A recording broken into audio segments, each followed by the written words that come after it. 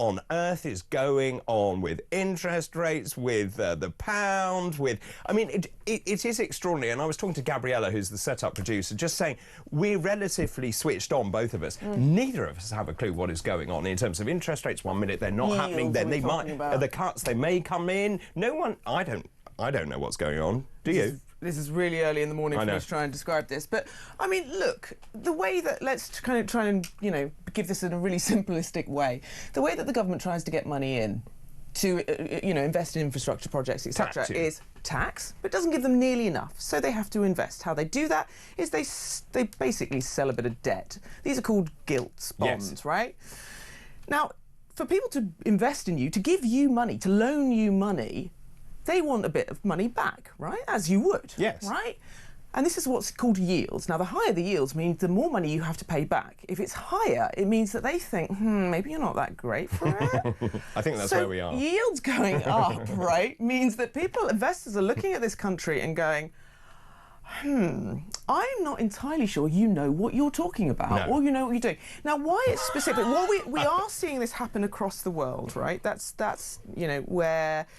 you know, government debt is going up. And, of course, if you have to pay people more money to loan you money, that costs more. So we're going to have to spend more money servicing our debts, right? And we are already almost at maximum, right? 100% GDP, right? We've got a lot of debt. So this isn't looking very pretty. And it almost wipes out pretty much all of those tax raises that we got and all those difficult decisions that came in the budget. Which means what? Which means that come the next time, the spring budget or statement, more difficult decisions are going to have to be made because Rachel Reeves wants to stick within her spending rules. So that's the situation in a nutshell, and I hope that explains it. But what I was saying is that there is one sort of small difference, and, you know, this has been coming quite slowly. It's different to the Liz Truss situation. But the problem is that who has been lending us money? And it is foreign investors. And the problem with foreign investors is they're a little bit more flaky. And so when they think they could find a better deal elsewhere, they will run for the hills, which leaves us even more struggling to get those loans in, to borrow money, and therefore we'll have to pay even more money for people to loan us money. I think you should be Chancellor. Do you think? Yes, I do. I think Did they explain it at 6:30 in the morning? I think you'd be a very good Chancellor indeed. I shall have words with people in high places. On the back of that, though... I love the way you brushed that off. Oh, no, yeah, hardly. But all of this sort of feeds into sort of interest rate decisions, inflation, etc. So are we going to get, you know... We've got very slow economy at the moment. You know, growth is very slow. The only way we're going to drive more investment, etc., is we need to get the economy growing.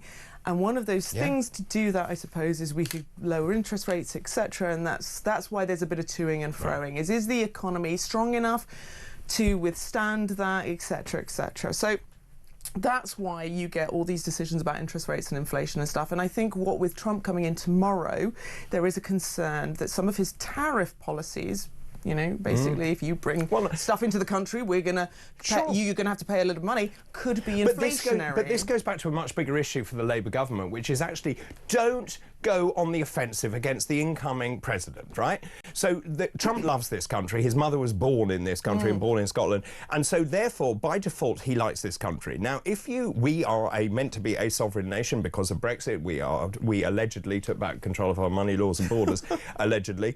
The point about this is actually, if they were smart, they would look at Trump and that relationship and hold it closely. And that brings me nicely to some other stories this morning. Sunday Times still. Is Mandelson at risk from MAGA? This broke last night, and I have to say, a little smirk came across my face last night. Members of Donald Trump's White House team are working with reform in Britain. Speculation mounts the incoming president would block Lord Mandelson as the UK ambassador to the United States. Now, Trump allies are also advising the new president to signal his displeasure at Sir Keir Starmer by putting him at the back of the queue when it comes to a trade deal. The Labour leader is unlikely to be given the same swift access to Trump as Theresa May, who became the first foreign leader to meet the president 4 days after his inauguration. So that begs the question, when will Starmer meet Trump? Well, probably next year. Downing Street also is said to be concerned that the Reform leader will turn Trump's inauguration into the Nigel Farage show, and are debating, wait for this, their golden bullet, right? This is Downing Street's golden bullet to counter Nigel Farage is David Lammy. You know when I spoke about investors saying yes. you don't know what you're doing? Yes. I mean, I despair to a certain extent, but I look. There's a more serious issue. I mean, I think one, did nobody do due diligence on those people like Lammy, for example, or Mandelson, who've been highly critical of the incoming president? Look, I know lots of people think he's not great, right? No, sure. Right, okay. But you don't go on record calling him a neo-Nazi sympathising sociopath. No, you absolutely don't. Not unless you're medically qualified, etc. And even then, you shouldn't do it. Not really. I think it's absolutely horrendous. Horrible language that has then been used by people on social media to bait other people. I think it's a terrible language. But the serious, you are representatives of the UK people. And there, of course, will be people who don't agree with Donald Trump, but you are there to represent our interests in the best way possible. Whether you like Trump or not, he is going to be president. He was democratically elected by the American people. It is their right to have Donald Trump as president. So I'm not saying we need to turn over and, you know, suck up really badly, but what you should do is show respect. Don't have language like this. Also, I think it's demeaning of Britain generally. So do I. That people who are in powerful positions use this sort of language. But what it means is that we are now less important. I mean, I'm just looking at a story here on page 4 of the Mail. So Davos is happening. It's the sort of... It's the big, you know, brouhaha, or the event where all the rich investors come. Where you're flying in your private jet, getting your Range Rover. Absolutely, but very important people go there and they discuss very important things about money. We don't even have a seat at the table. We are not even invited. Not even Rachel Reeves, our Chancellor, has a spot there. We are falling down in importance. So it's very interesting, though, that Nigel Farage will have a top seat at Trump's table, as it were, because after the Elon Musk sort of... Well, I actually spoke to Farage's team as they were boarding the plane to Washington. Check you out. Well, you know how it is. You know, I mix with in high places.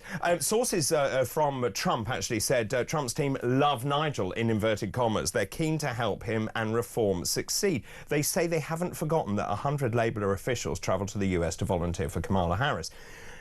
Nigel Farage is having a ball over there and got his big spoon out and is stirring the pot. This is yesterday, he spoke at a lunch for military veterans attended by the incoming US Defence Secretary, Pete Hegseth. So Farage and Hegseth next to each other. On Friday, he was at the £150,000 Stars and Stripes and Union Jack party, which sounds great, that, at the rooftop of the Hay Adams Hotel overlooking the White House. He then spoke in front of 300 guests, including Steve Bannon, the former Trump aide. He stressed the importance of the special relationship. He is going to the inauguration, as is Boris Johnson. By the way, Donald Trump said, I love Boris. Oh, yeah, absolutely. I mean, because he is an alpha male. Yeah, no, precisely. Look, there are 3 people that should have been doing those things. You know...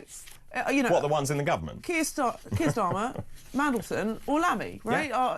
Our US ambassador-elect, our Prime Minister or our Foreign Secretary. It shouldn't be Nigel Farage. No. So all power to his hand for doing what our government cannot do, and that is diplomacy.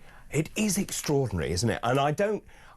Just when you look at the optics of that Starmer isn't invited now, not necessarily who you would expect the Prime Minister to be invited. TikTok is going to be his. I mean, oh my God. But the fact that Boris Johnson is there and Liz Truss is there as well, and she was so parodied as a lettuce. And of course, she I actually... think unfairly so, actually. I think totally she agree. has been slightly justified over the last sort of I think weeks. she was right. I think the delivery was terrible, and Kwasi Kwarteng and the way that happened. But actually, Donald Trump likes Liz Truss. Yes, he does, because actually she is about growth. And if you look at the Labour message now, it's actually quite similar to that message that she had. Like you say, the delivery was a bit wrong. The optics of, you know, cuts for the wealthiest perhaps weren't the best timing. But actually, if you look at a recent report into, you know, and we talked about gilt yields going up, she broke the economy. Actually, that was only about 2/3 of that had nothing to do with her at all. No, I know. So actually, it was all to do with sort of other sort of, you know, dark political forces. No, it was more to do with, I'm thinking, long-term derivative investments. I won't go into that. It's far too early in the morning. I think I've even got the terminology wrong. But it was to do with something else that was going on with investments, etc. at the time. So, you know, the point being is, if not Keir Starmer, then I would also say, and we haven't mentioned her here, where's Kemi Badenoch? It's a great point. I mean, that was the time, I would say, for her to really shine, because, you know, Elon Musk has been saying some nice overtures to her. I would suggest that she is, you know, well positioned, perhaps. And look, again, this is not about sucking up or doing anything, but the reality is, if Trump comes in and he brings, you know, a minimum, and quite maybe he will, 10% universal tariff, it will cost us enormously. Honestly, billions of pounds. But you see, if we play our cards right and he levies that on the EU, but the UK is exempt, then happy days.